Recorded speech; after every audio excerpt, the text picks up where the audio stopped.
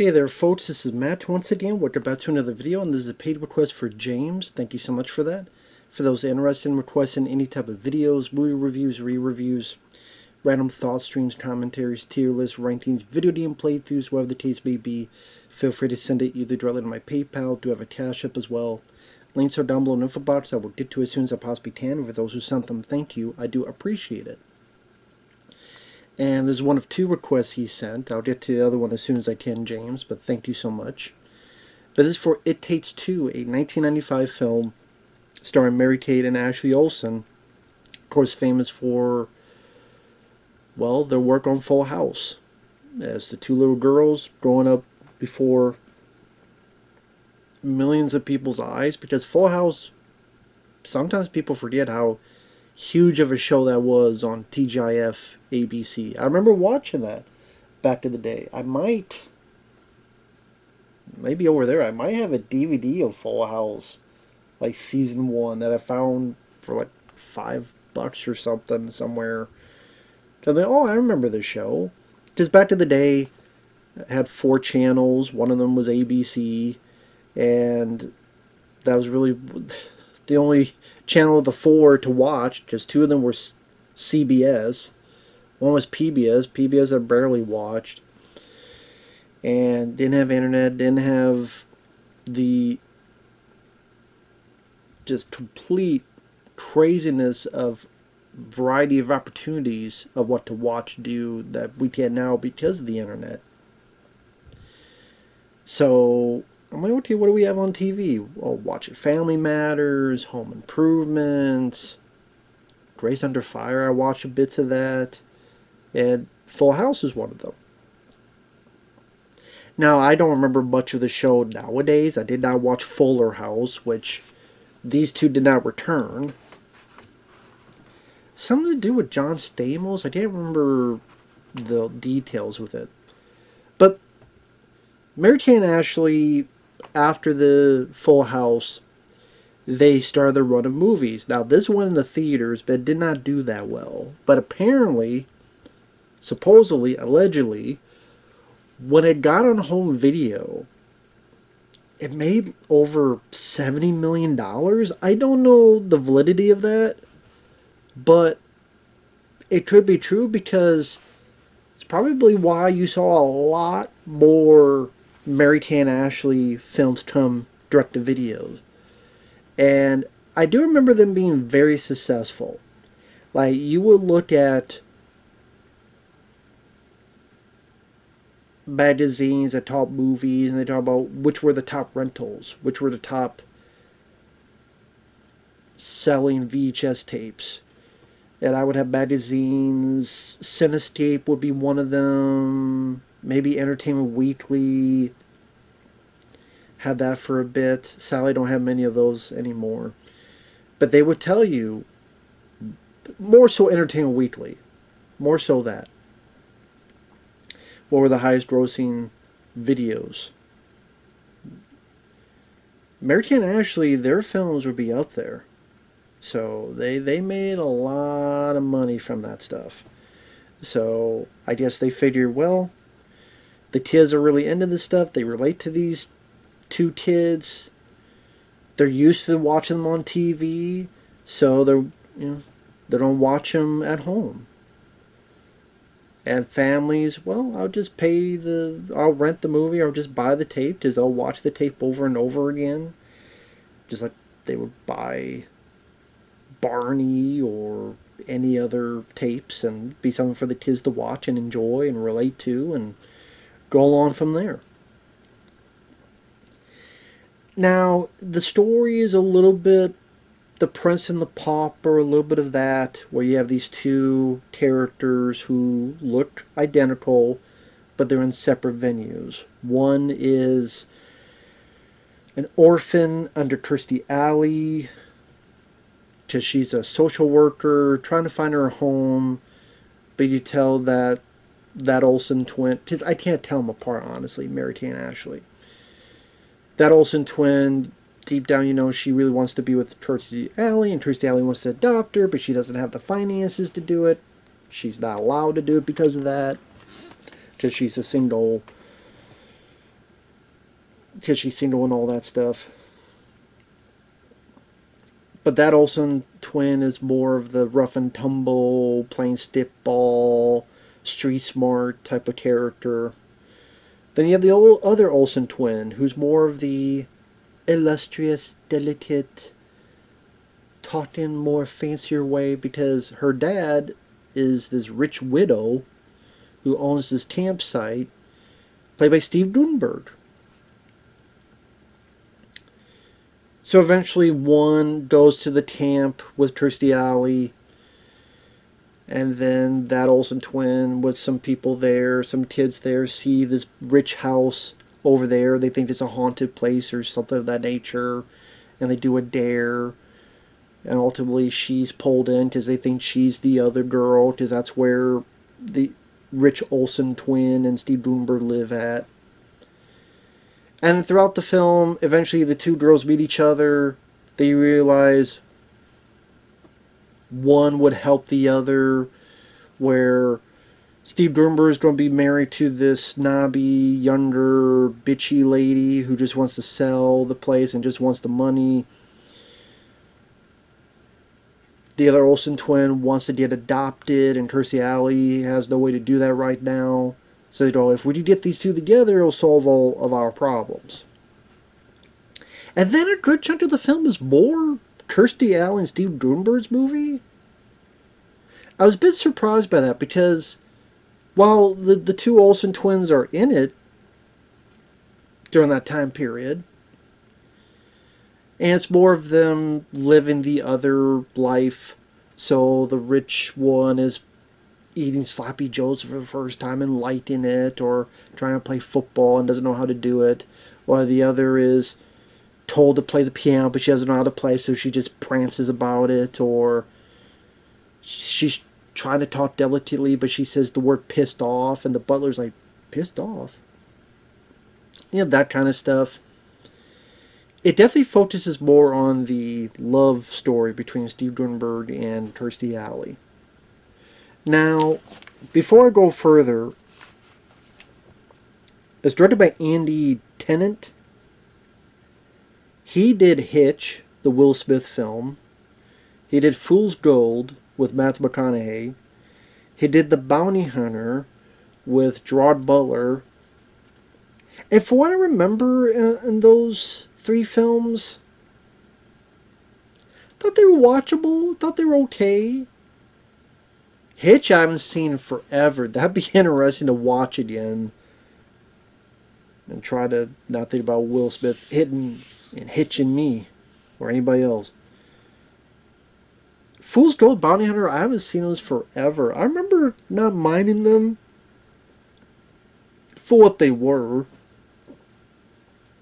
And that's the same with this film. Before I go further, the film is fine. It's...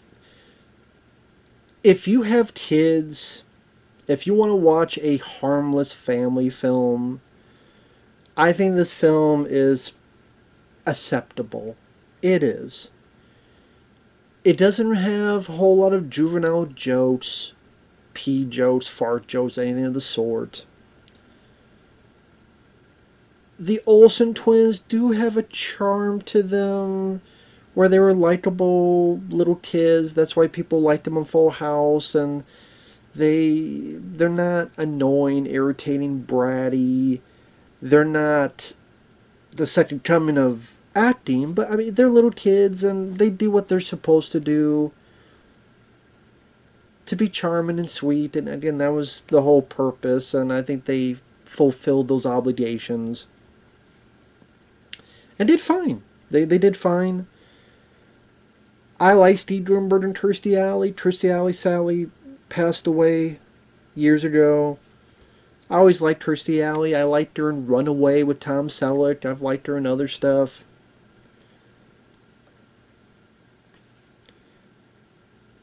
I thought she was fun in the movie. She had that nice plucky attitude in certain sequences.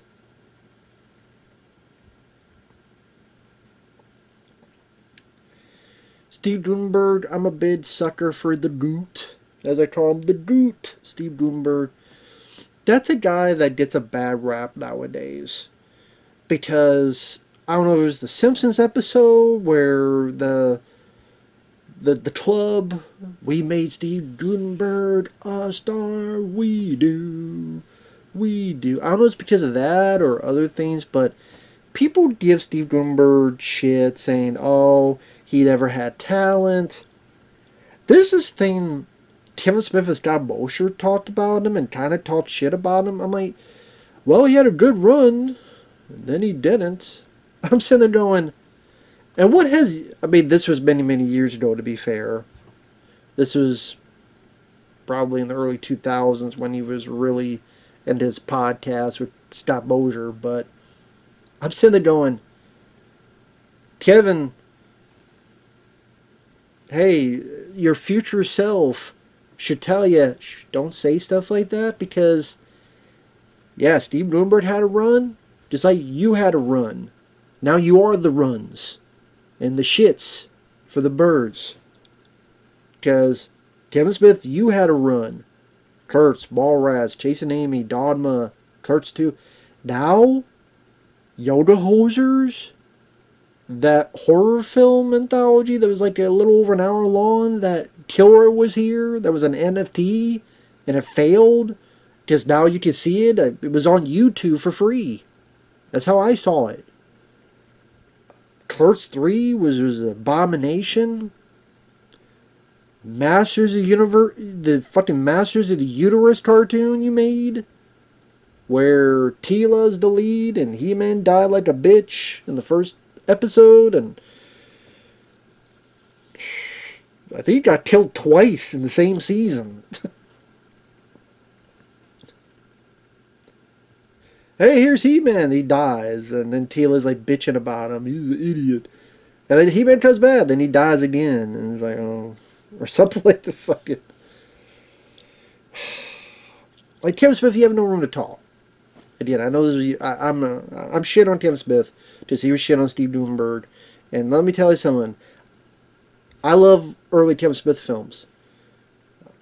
Right now, I have a lot more fondness for the Goot than the Smith.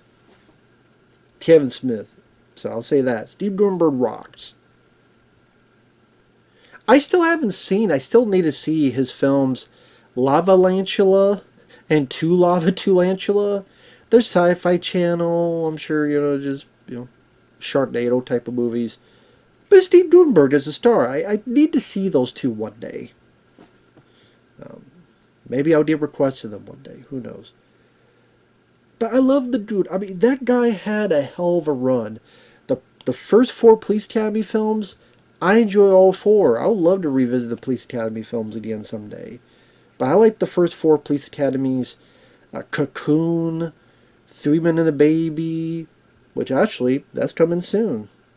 Thanks to James. So, I look forward to revisiting that. Got double the goodness. Let's have a Steve Guttenberg marathon. But think about it, the Police Academy films, the ones he was in, successful. Cocoon, successful. 3 Men and a Baby, successful. Short Circuit, successful. That's a hell of a fucking run. Then you have the Cocoon sequel. He was in Short Circuit 2. I wonder if that one, they just didn't pay him or what. But yeah. Or they just didn't have... I guess to be fair with the script, there's not really any room for him. But anyway, he always seemed charming and funny and honestly, kind of... Doesn't say who is your precursor to. I don't like a Chris Pratt of his day. I would say kind of like a Chris Pratt of his day, or... I would always say Ryan Reynolds, but that's more like... Ryan Reynolds is more of that Chevy Chase quality. But the Goot... to me, he's just a likable guy. He always comes off as a likable guy. Even when the California had those fires, he was on the news because he was helping people. Move cars and shit. He was helping people. I'm like, oh shit, it's Steve Guttenberg. That's why he's the Goot. So, I'm a sucker for him. So seeing him and Kirstie Alley work together, that brought a smile on my face. That did. So that's why I kind of liked that the second half became more about them, because I thought that was kind of charming, and that's one of the reasons why overall I did like the film for what it is. But yeah, going back, yeah, Steve Guttenberg is marrying this bitch because she says, not thinking the Olsen twin is in the room, talking about her mom, Olsen's mom, who died long ago. No wonder she's dead. She had no taste. And then the Olsen twin heard that, runs off, yells for her dad. Now, I'm sitting there going, just tell Guttenberg what she said, verbatim. Instead, she goes, she hates this house. Oh, no, no, I said, I mean, no. Tell him, she said, no wonder my mom is dead, because she had no taste. If you had said that, boom, movie would be over. Because you look at Steve Guttenberg's character, if he... Wait, you're talking shit about the woman I loved who died? Fuck you. I don't want to send, Tackleberry, the tackle ass, through the fucking window. And put a gun up your ass. Because trust me, Tackleberry would like it. Rest in peace, David Graff. On the side note, whatever happened to that Police Academy documentary, remember? It's like 8 years in the making now. Remember that One Institution documentary that was supposed to be made, and those people took all the people's money from like Kickstarter, Indiegogo, whatever it was, and they took the money. I guess they're etching it from stone. I don't know what. Anyway, that's a whole other tangent, other topic. But I'm like, just tell Steve Guttenberg what that bitch said. It said you faint. Stop fainting the fainting. Tell him the truth. What the lady said.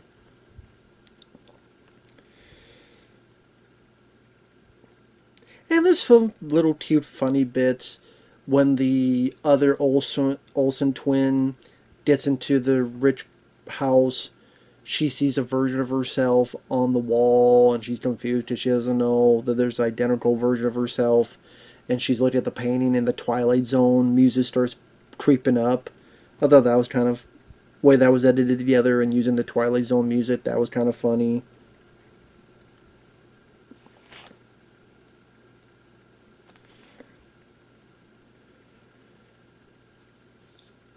As I said, eventually they find each other and they decide to switch the other people's places, not only to explore a little bit of that other life, but try to work on getting the Steve and Kirstie to meet. Now it's funny, they go, how do we get these two to meet? I'm like, show them the two of you. Hey Dad, look who I met. Yeah, it's with that girl. Oh my God, they're identical? How? That's impossible. Which they never explain why they're identical. Oh, they're long lost sisters. That's never explained. That's never put into it. I guess you just have to.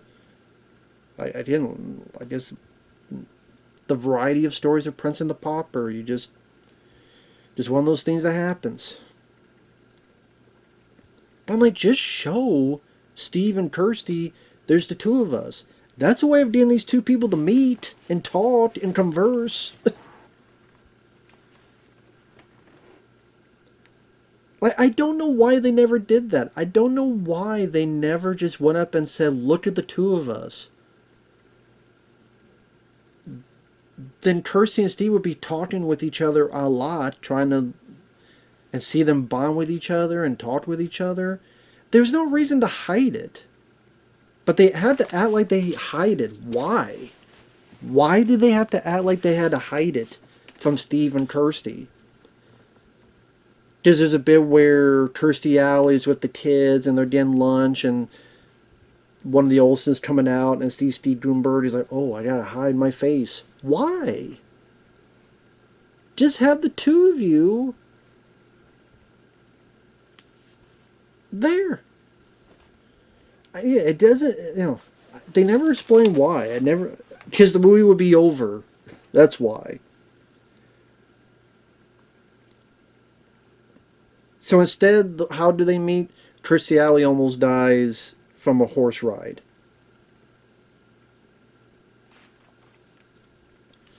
But yeah, I thought Kirstie Alley and Steve Gutenberg, I thought they worked well together. I thought their back and forth seemed nice and charming. Kirstie Alley going, oh, he wouldn't like me. He likes girls with food names. Candy, muffin. Thought that was kind of funny. There's a bit where the two of them get in a food fight. And Steve has a little spoon with food. Oh, you wouldn't do that. He flicks it on her and her reaction.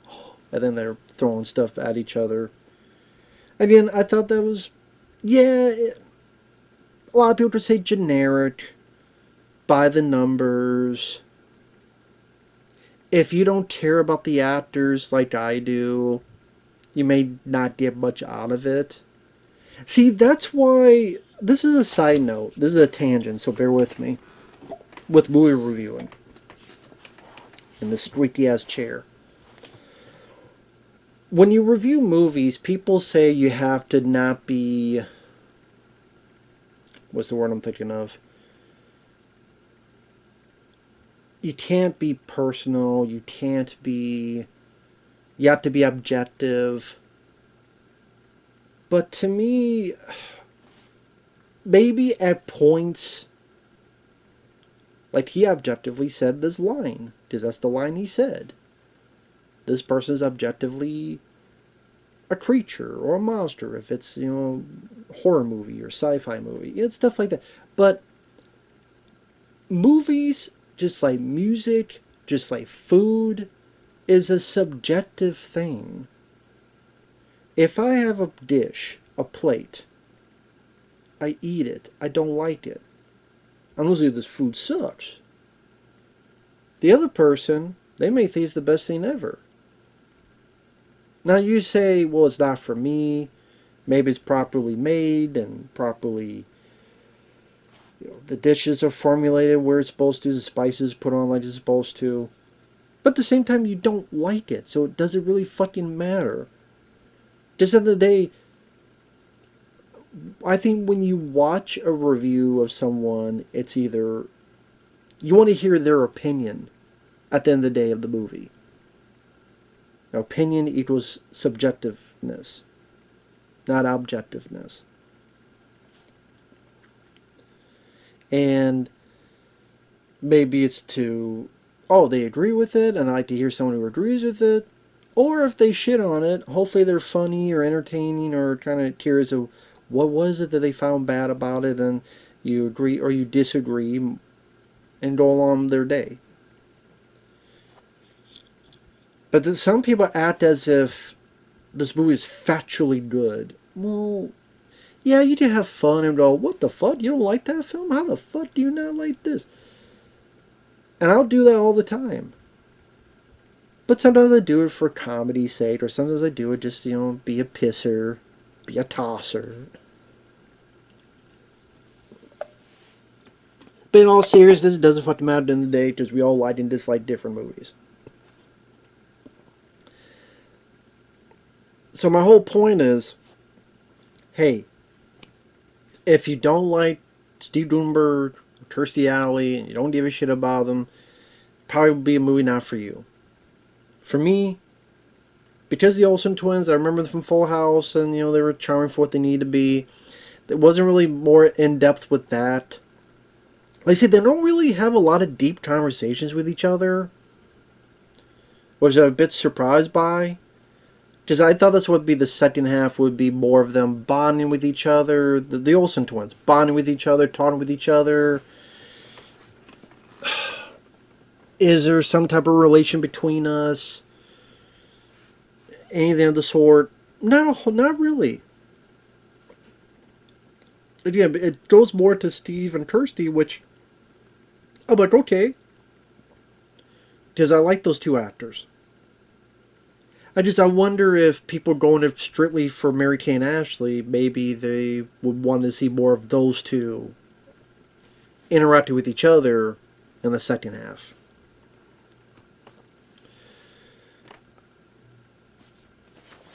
Oh, one quick thing, and I'm an idiot. I didn't realize this till now.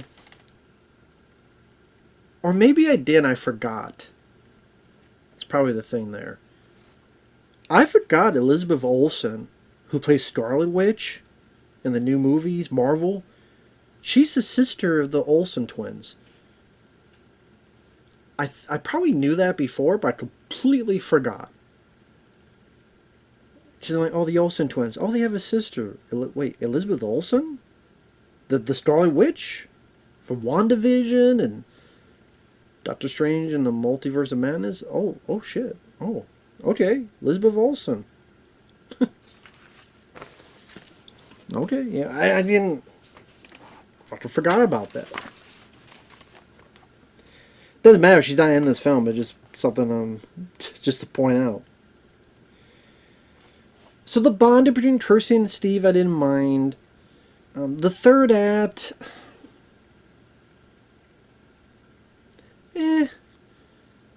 Pretty much this family who wanted to adopt one Olsen twin, they come by, but they accidentally get the other Olsen twin, the more rich one. While the more street smart one proves to the butler, I'm not the one you're thinking of, because it shows the butler these stars that the butler doesn't recognize. The butler goes to Kirstie Alley, talks to her.